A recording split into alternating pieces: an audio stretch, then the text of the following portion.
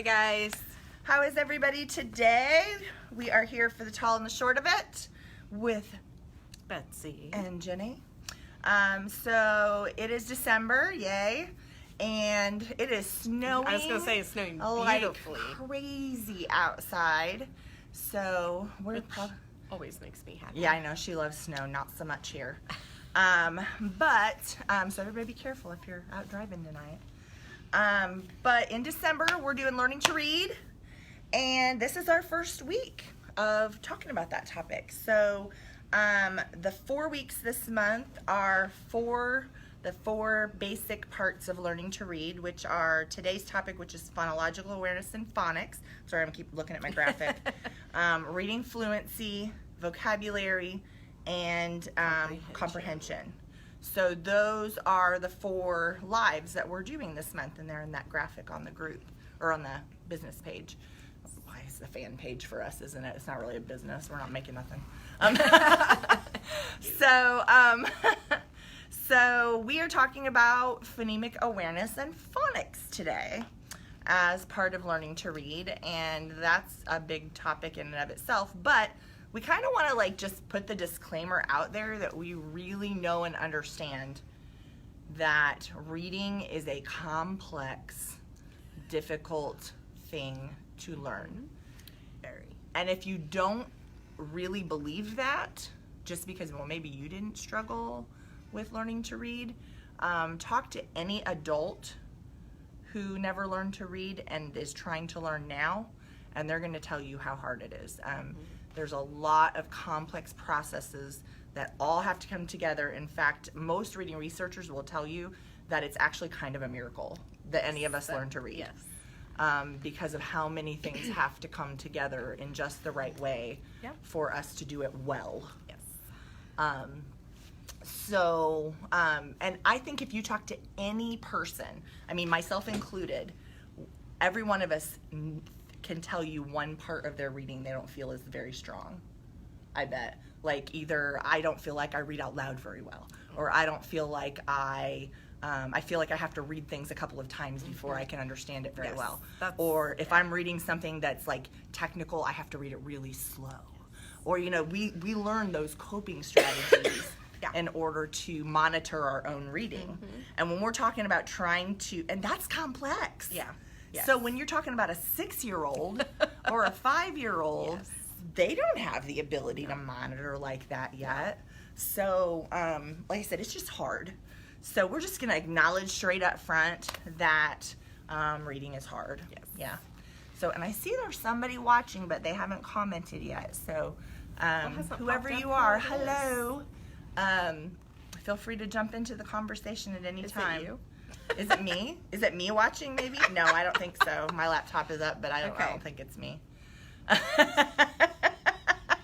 Oh. That would be funny. That would be us. Audience of 1. Yes. So, jumping right in then to our topic. Phoneme. The word phoneme. Phone. It's a Greek and Latin root, right? I don't know if it's Greek or Latin, right? Yeah, I don't remember. Sorry. I was in your guessing class, it comes but I from the don't Greek. remember. I'm guessing Greek. I don't know. I'd have to go back and look again. I can't remember. Jenny used to teach that. That's right. Way back in the day. But that means sound, right? So phoneme is a sound. And when we are talking about teaching kids phonemic awareness, that's the awareness of sounds, and what sounds can do. So sounds in and of themselves are all verbal. So when we talk about phonemic awareness, we're talking about oral activities here. We're talking about, can you hear what sound comes at the beginning of this? Can you tell me what word rhymes with this? So rhyming, segmenting words into syllables, all of that is involved in phonemic awareness. And you can do all of that without knowing how to read at all. So that's why those are the first things we should always be doing with our kids, is having them understand sounds and how they're put together, and to make words. And I don't know, did anybody ever watch The Electric Company? It was this PBS show, like way back in the day. I'm showing my age here right now. Because I will say, I know it, but I don't think it was on when I was And little. they would have two people. Okay, so Betsy and I will do it. So if the word was fish, you would go, ish, fish. And they would say it together, right? So she would go, ish, fish, right? So we would do that together. But they would do that with words. And all you saw were people's mouths, like doing it and stuff. So you got the visual, you got to hear it, all that. That was all phonemic awareness. So like I said, that was just my fun, really dated example. But you could do that with kids. You could do that with kids. So, so that phonemic awareness, we're just saying what it is now. Right. And then when we get to phonics, phonics is when we pair the phoneme or the sound with what's called the grapheme, which is the letter. Okay? So graph means write, right? You see my letter, Yeah. my letter chart back there. Yeah, well, exactly. Sort of. It's has animals on it too, but that's a whole nother story. Yes, so the grapheme would be the letter because graph is to write. So when we talk about phonemic awareness paired with phonics, we're talking about all the sounds and knowing about all the sounds that words can make and parts of words, and then being able to pair those sounds with those abstract things we call letters, Yes. right? And then we make it even more fun by putting capitals and lowercase. Exactly. So Let's make it much more complex. fun. Exactly. So, okay. So now that we know what phonemes and graphemes are, and we know what phonemic awareness is versus phonics, all the things, All right? of the things. So what is it for our kids who have trouble, who struggle to do this well or at all, what gets in the way? What are those barriers? And I mean, I'm going to talk about a few of those, but there's Sorry, more. I need to take a drink or I keep coughing. There's more. And actually, while we were sitting here talking about them, before we even came up with more. But one of them could be auditory processing. Are they able, what they're hearing, is that what is being said? Mm-hmm. Are they hearing the right sounds? Sorry, I'm laughing because that happened today in my classroom and it was fantastic. I'm not going to share it. But, that's a big one too, because they don't realize that they're not hearing the sound that, Well, it's just like, think about when you're on the phone with someone and they ask you to tell them like some, spell this or whatever, how hard it is without seeing that person's lips to determine whether what they they're said saying. B-E-C. Well, and it's like when they spell something to you, they'll say, if you're going to spell Betsy, B as in boy, Right, E right. as in elephant. Right. I don't, because we do and you don't realize. We rely on that. You don't realize how much you rely on that. The verbal cue. Or and the visual cue. Yes. Sorry. Another one would be, sorry, I'm Driving laughing. me crazy. I have to get rid of Yes. it. There we go. Well, Sorry, I keep having notifications popping up on my phone. my principal's texting me right now, and I'm laughing about the incident today. Another one would be processing speed, because one, I will say this, just in general, we as a human being, I guess, are not good at wait time. And so, and pairing those two together, we often are, what sound does, hold up the A, what sound does this make? That could take some time. And if you're not giving that wait time, I mean, if you've never actually, like, a lot of times we'll say, give them 10, 15 seconds, 20 Which seems seconds. like an eternity. In When the you're classroom. stopping and doing that, time it and be like, okay, I'm going to wait. Because if you asked me a question and I did not respond For 10 seconds. for 10 I'd seconds, be like, did you hear me? Hey. Hey, did you hear what I Yeah. said?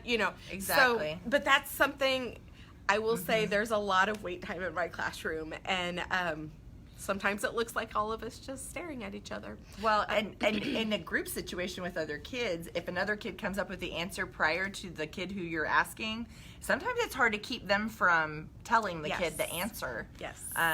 But yeah, so processing speed is something that a lot of our kids struggle with, especially attention issues. The kids with attention issues. You get the processing speed, and then you get them. Yeah, and then your cognitive or intellectual disabilities are going to have major processing speed issues. Yes. Usually, kids with learning disabilities are okay with processing speed. That's usually not their biggest problem, unless they have like something else along with the learning disability. And when we're talking about this stuff, like, it's not like we just look at a kid and say, oh, they have a slow process, they have struggled with that processing speed. Right. These are when, after a child has been given an educational evaluation by a school psychologist, that paperwork, those numbers tell us those things. Yes. And it's not like we're like, oh, I want to know the number, but it gives us a scale to kind of, look at that on. And if we know they have that slow processing speed, then it kind of gives us information on how to proceed with. We can look at a cognitive profile and tell what things are going to work best for that child. So, and I'm getting on my soapbox here for just a second as a special ed director and saying that when they decided as a collective whatever out there in the whoever makes decisions about testing world that it wasn't required to have a cognitive test when you get tested for a learning disability, that's ridiculous, and you should always have a cognitive test when you are being tested for educational purposes, because that's what tells us how you learn best.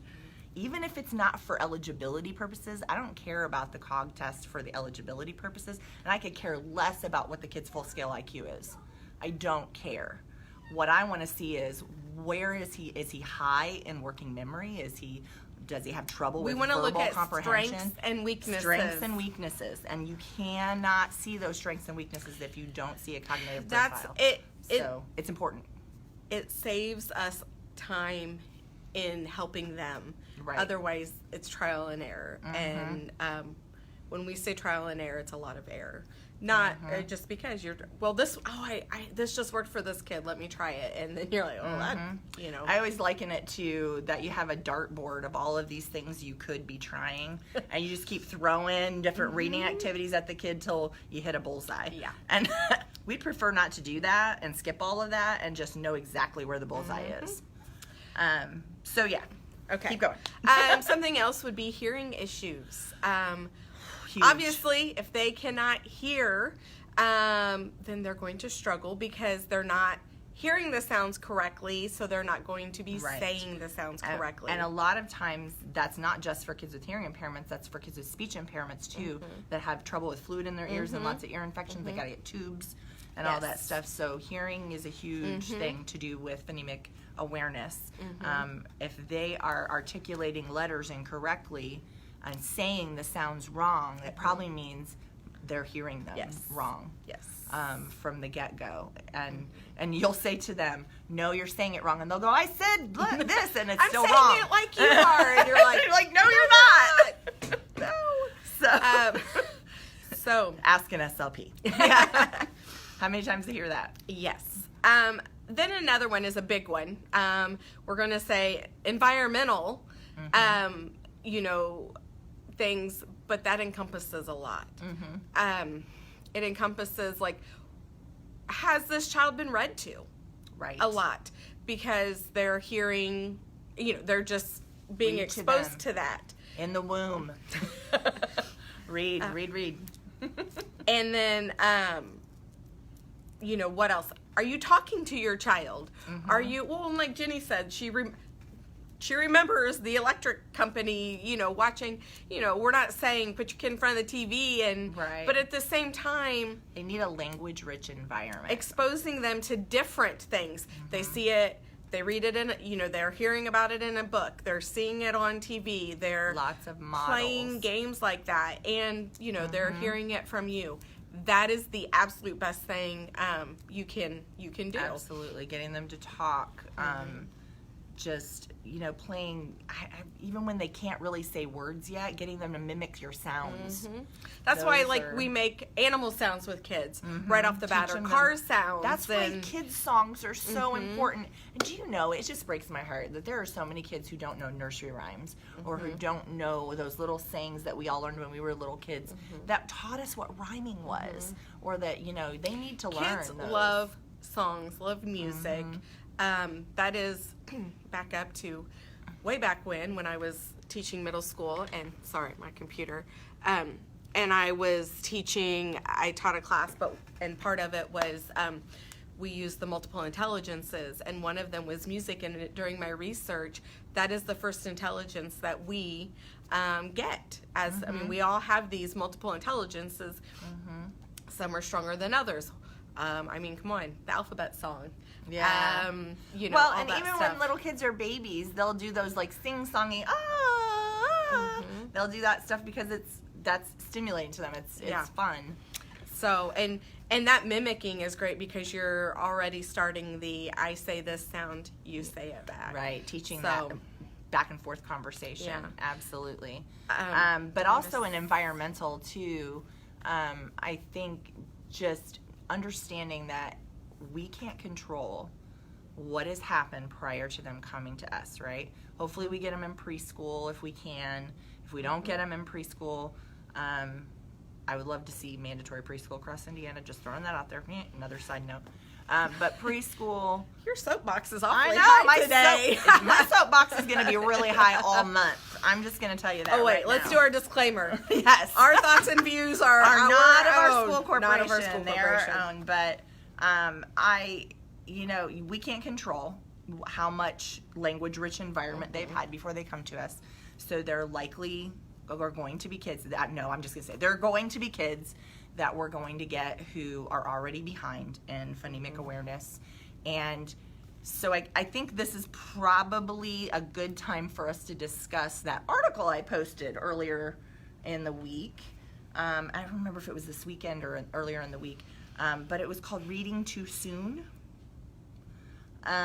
So thoughts on that, Betsy, as we move forward? You heard my sigh. Well, sorry, so many thoughts. We've talked about this multiple times.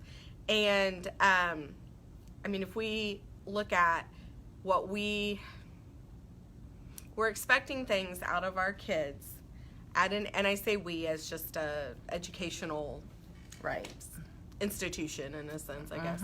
Systemically. We're expecting things that they are not cognitively ready for. Amen. And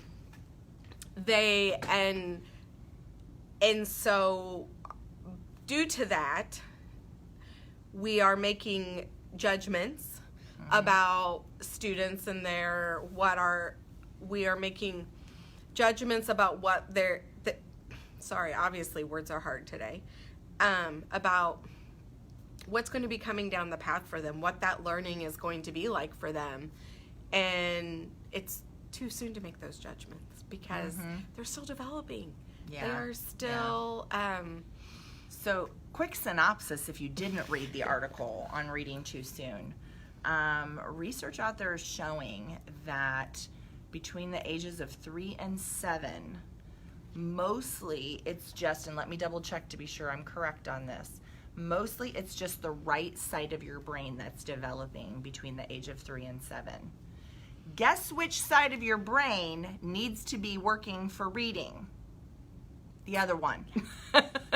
So between the age of 3 and 7, the right side of your brain is developing. That's the side where you learn all the gross motor skills, playing, all of the fine motor skills, finger plays and cutting and coloring and drawing and all of that kind of stuff.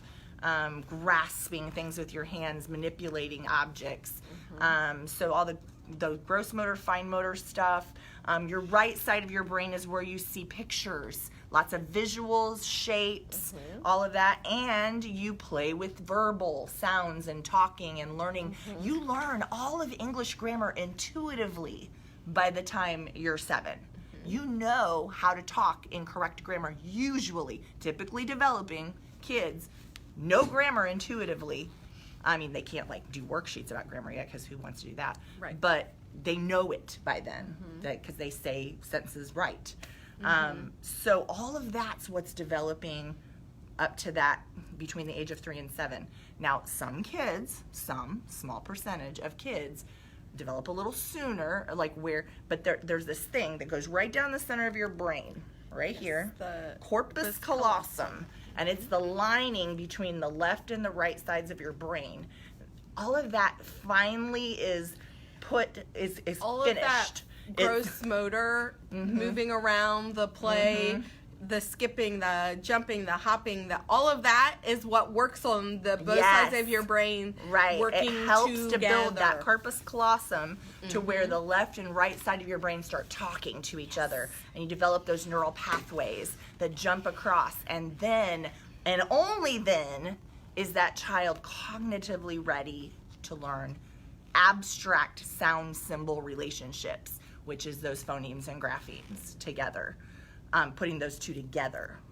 So what I'm trying to say here is I wish kindergarten could just be for kids to learn to do school and to play with sounds and verbally learn all that phonemic awareness stuff, and really play and develop those gross and fine motor definitely, skills. I think, more how it was for us. Definitely. For me, yeah. I mean, not that we didn't, but when I'm thinking like of those very specific things I remember in kindergarten, I think I remember coloring. I remember there's like a felt board thing I remember. There's a... Right.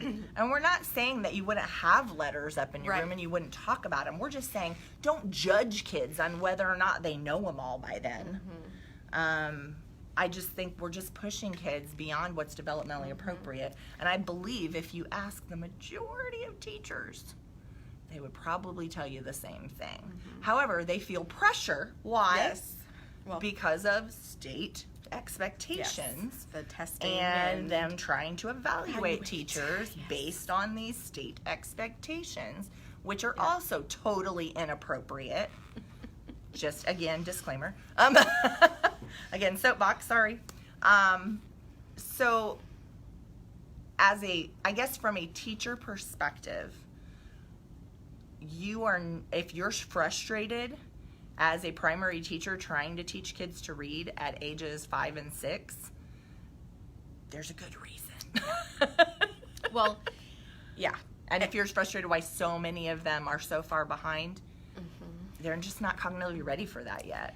And I meant to bring this up earlier, but here's something else.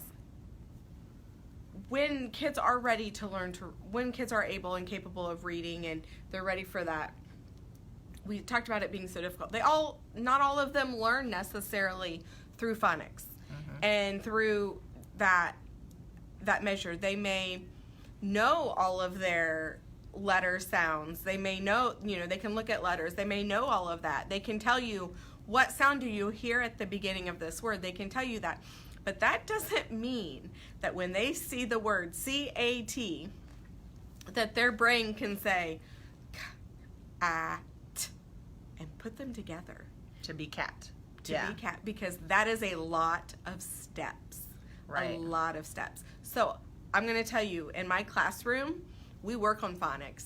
We work on like the phoneme piece of it and the pairing it with the graphic. We work on all that, but I actually get my kids are reading because of whole language, and that's like a sight word.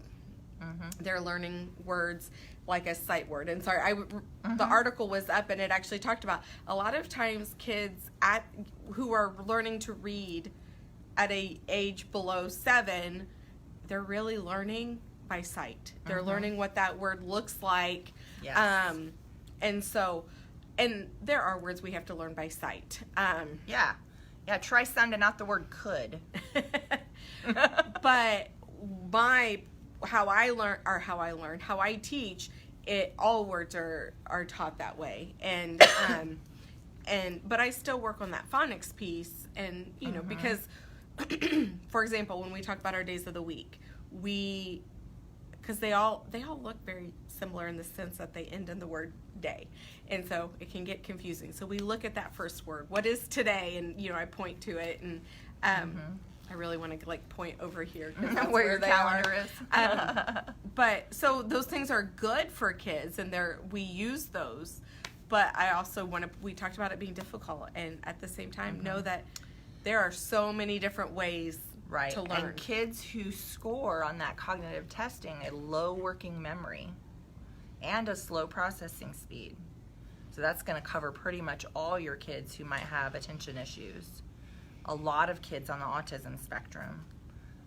Every kid who has a cognitive disability.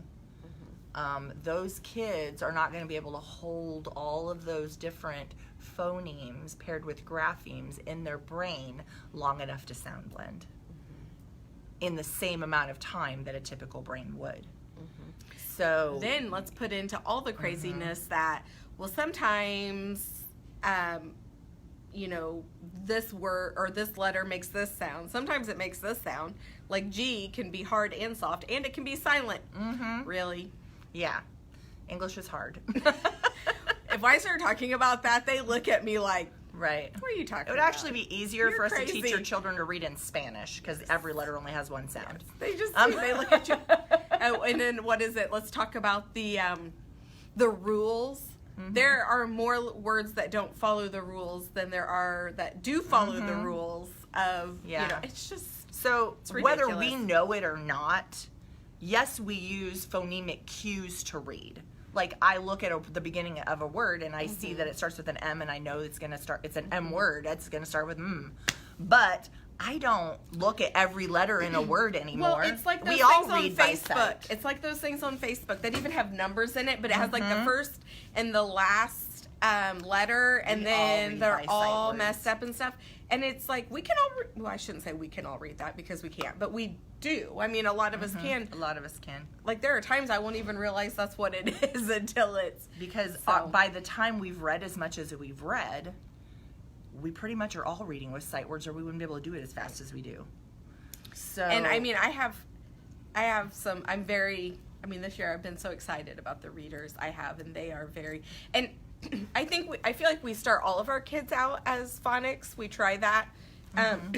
Like if they maybe. Well, and for then we move. Most typically developing brains, that's what the National Reading Panel said, was that, there was a very, very. There was good response to teaching phonics. You should do that. You should do that. And here's, like I said, I still do. I have my letter chart back here, and they, we do it every day. We talk about the sounds, and we do those things because I do feel they're important, and they definitely have a place. Because if they're learning a word that they haven't come to in the program.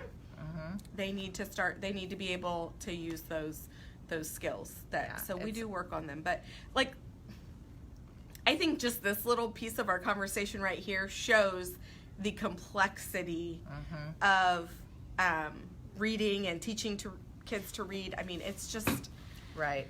But I think we need to all kind of slow down and really re-examine as a state or as even a local school district. If you're a local school district, just re-examine what are our expectations and why are we having these expectations?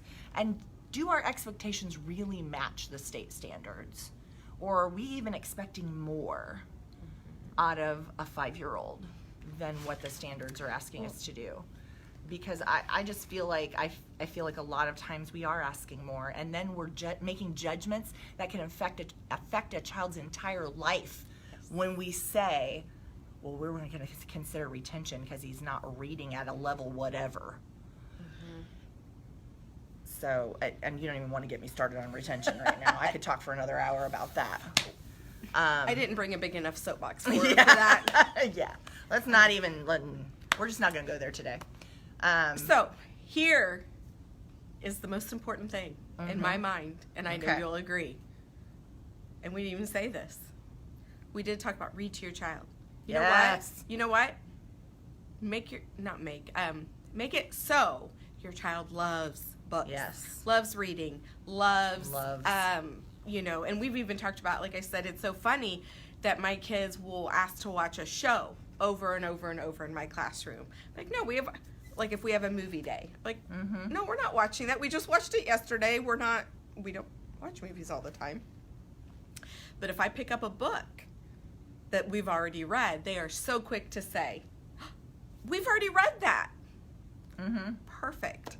Tell me what's going to happen, or things like that. It's we should be reading the same. That's why kids ask you to read books multiple times when they're little.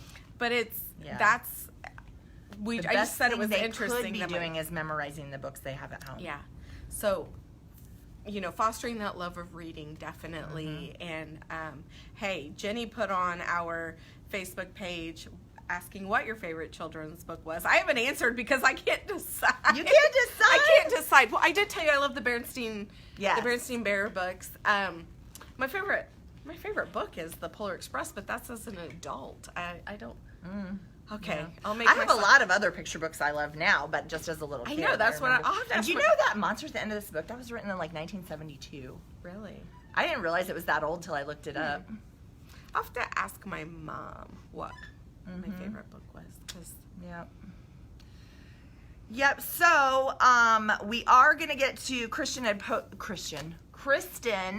a friend of ours who teaches over, I believe, in Yorktown schools, had asked about what works for reading interventions, research-based reading interventions, and also about the dyslexia bill. And we are going to get into that, just not today. So next week when we talk about reading fluency, I believe we're going to dive into that just a little bit more, because when we get past the phonemic awareness and phonics and dive into that fluency piece, there'll be a little more meat we can talk about that. Of course, all the parts of reading fit with the dyslexia bill and interventions, but we're kind of going to sprinkle it throughout the month. But I felt like we really needed to talk about the brain research piece and the reading too soon part today. And just remind people out there that, your kids, before they go to school, if you've never read it as a parent and you have kids under the age of 5, pick up a book called Radical Reflections by Mem Fox. She is an Australian author, and her things that she has in her book about kids and literally how important that 0 to 5 is for them, for how successful they will be in school, will literally blow your mind. So if you haven't read Radical Reflections and you're a person who likes that kind of nerdy, geeky stuff like me, that's my recommendation. Okay. Are we ready to sign off? Yes. All right. So that was it for the tall and the short of it today. We'll see you back here next week. Be sure to comment and be engaging. I'm going to ask more questions of you this week. So I expect answers, Betsy. I need a lot of processing time. All right. We'll see you later. Bye. Bye-bye.